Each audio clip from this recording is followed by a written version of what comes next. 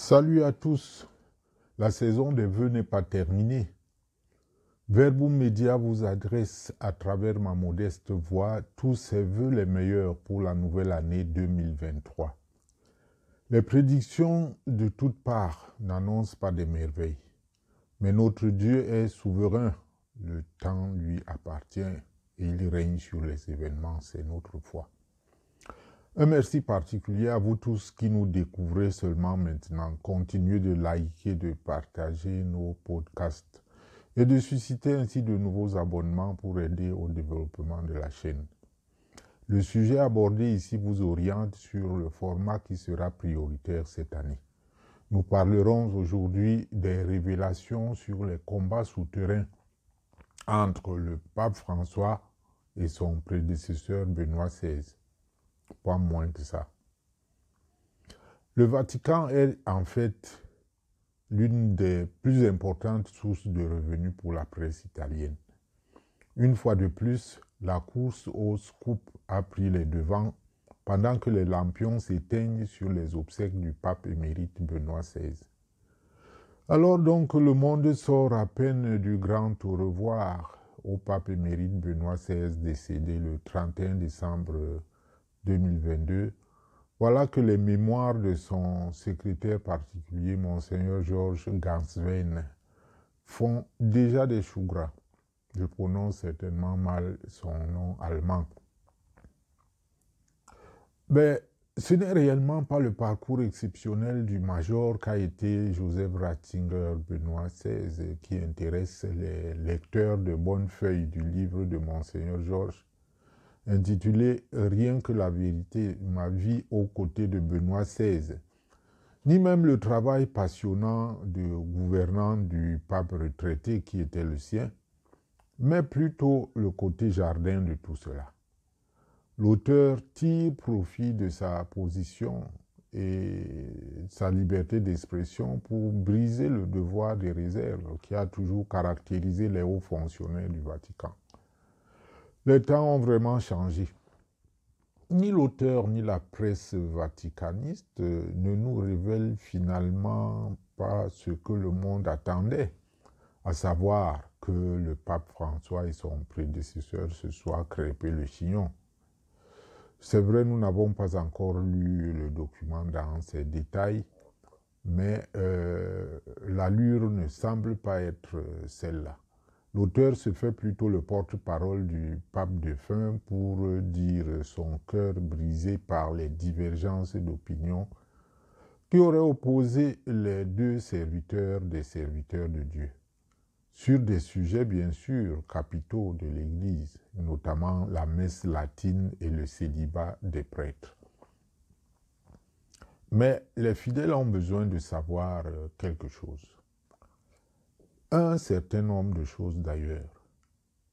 En étant sérieux, le problème du motu proprio traditionis custodes n'est pas la restriction du rite extraordinaire institué par Summorum Pontificum, mais bien plus un problème civilisationnel.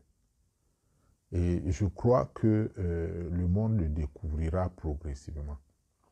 Il ne saurait être réglé par deux lois particulières de deux papes, fussent-ils saints et influents. Au-delà de la théologie, et plus précisément de la liturgie, il faudrait en faire des lectures historiques, philosophiques et même anthropologiques pour voir quelles sont les lignes de fracture et les lignes de continuité observées. La lecture journalistique en fait juste un buzz qui passera. Les fidèles du Christ ne sauraient se contenter de ces articles de presse. Pour ce qui est de la question du célibat des prêtres, le plaidoyer du pape émérite, accolé aux réflexions du cardinal Robert Sarah et publié dans leur collectif intitulé « Des profondeurs de nos cœurs », ont été une défense vigoureuse du célibat des prêtres et un éclairage fort opportun à un moment où le bateau sacerdotal tangue sous des vents violents et où plusieurs prêtres même pensent que le célibat sacerdotal n'est qu'une question de discipline. Mais dire que le pape François fut hésitant sur ce sujet ne semble vraiment pas être un reportage exact. Le synode sur l'Amazonie en témoigne. La presse avait déjà annoncé la résolution synodale d'ordonner des hommes mariés. Quelle ne fut la surprise générale quand l'exhortation apostolique Querida Amazonia n'aborda même pas cette éventualité. Évidemment, Monseigneur Georges ne s'est pas suffisamment étendu sur ses perspectives personnelles de carrière, mais peut-être le tome 2 nous le dira. Ce que je veux retenir, c'est que l'unanimité apostolique n'a été révélée dans le Nouveau Testament que pour la communauté réunie autour de la Vierge Marie au Cénacle. Pour la suite, les contradictions, les réconciliations, les nuances et même les divergences de pratiques ont constitué toute la richesse de l'Église que nous connaissons aujourd'hui. Et nous devons en tirer exemple. Les divergences de point de vue ne constituent pas des haines. Et les conciles furent inventés par l'Esprit Saint, les apôtres et les anciens, pour régler ce genre de choses. Tel dans les Actes des Apôtres au chapitre 7.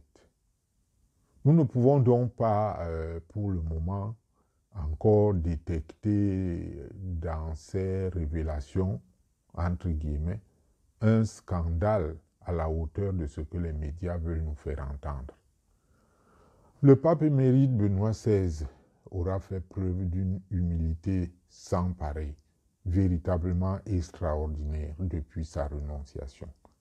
Mais il ne devint pas pour autant un pur esprit de qui il faudrait ôter tout état d'âme, qu'il entre dans une éternité de gloire d'où soit Jésus-Christ.